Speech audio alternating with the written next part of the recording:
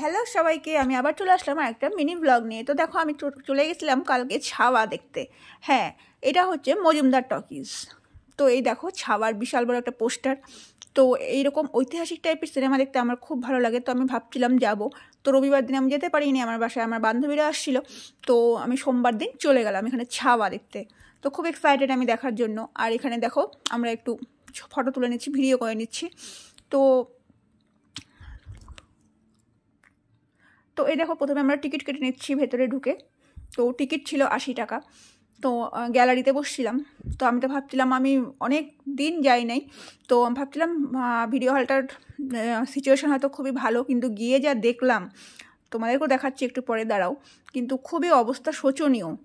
কিন্তু এত সুন্দর সিনেমা হলটা, মনে হয় এটাকে যদি সুন্দর করে সাজানো গোছানো যায়, আমাদের কালচিনি, আলিপুর, হ্যামিল্টনের মধ্যে মানে একদম 1 নম্বরে থাকবে যদি সুন্দর মতো করে গুছানো যেত। কিন্তু ওই যে বলে না, লোকজন যায় না, আর মেনটেনেন্সের অভাবে।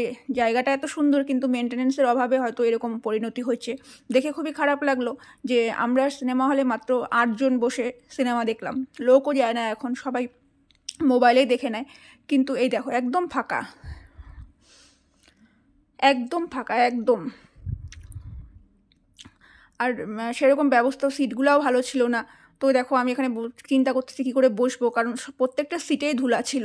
তো এটা একটু দেখা উচিত যারা মেনটেনেন্সের দায়িত্বে আসে।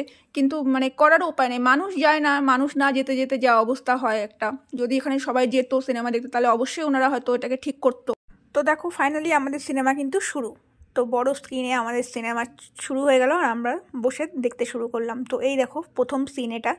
মানে সিনেমাটা কিন্তু সত্যি অসাধারণ বানাইছে। এটা দেখেই বোঝা যাচ্ছে যে বিগ বাজেটের সিনেমা।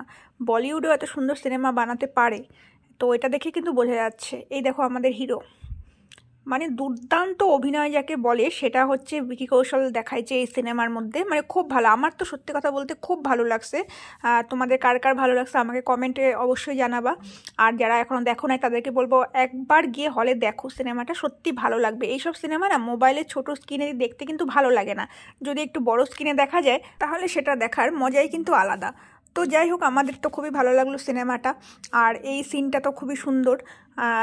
এখন এখানটায় নায়িকাকে দেখালো ফার্স্ট। তো এখানটা দেখো, মানে খুবই সুন্দর একটা মুহূর্ত।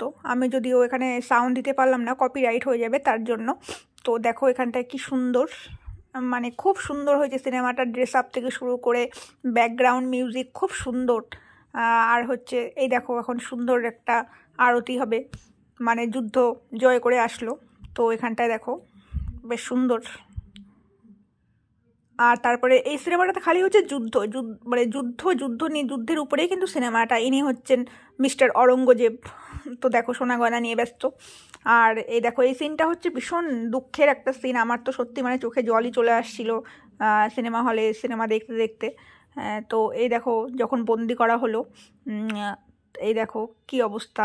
মানে এত এত কষ্টের সিনেমাটা, মানে এই জায়গাটার থেকে এত কষ্টের যে ওর হাতটা না বাঁধলে বলছে যে ও শান্ত হবে না। তো দেখো, ওকে হাতটা শেষ পর্যন্ত হাতটা বেঁধে কিন্তু ওকে বন্দি করা হলো। যদি হাতটা না বাঁধতো তাহলে কিন্তু ওকে বন্দি করতে পারতো না।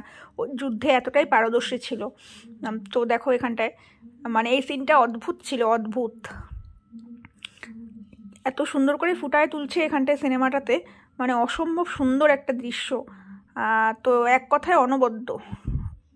আমি সবাইকে একটা কথাই বলবো যে একবার গিয়ে তোমরা দেখো সিনেমাটা। এটা কোনো প্রমোশনের জন্য আমি বলতেছি না বা কিছু না, আমি এত বড় কোনো ব্লগার না যে প্রমোশন করব। তো যাই হোক, আমি আমার অভিজ্ঞতা জানালাম, খুব ভালো লাগছে। তো দেখো, এই সিনটা হচ্ছে আরও মানে হৃদয় বিদারক।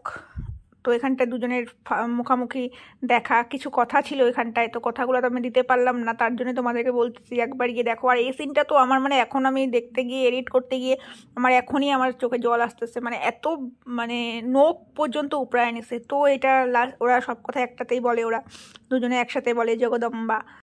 তো সিনেমা দেখে আমরা এখন বাইরে চলে আসলাম। তো বাইরে এসে এখনও আমার ওই রেসটা এখনও কাটে নাই।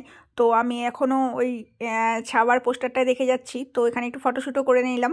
তো আজকের ভিডিওটা আমি এখানেই শেষ করি। আমার ভিডিওটা ভালো লেগে থাকলে অবশ্যই আমার চ্যানেলটাকে সাবস্ক্রাইব করতে কিন্তু ভুলো না। দেখা হবে পরের কোনো ভিডিওতে। টাটা।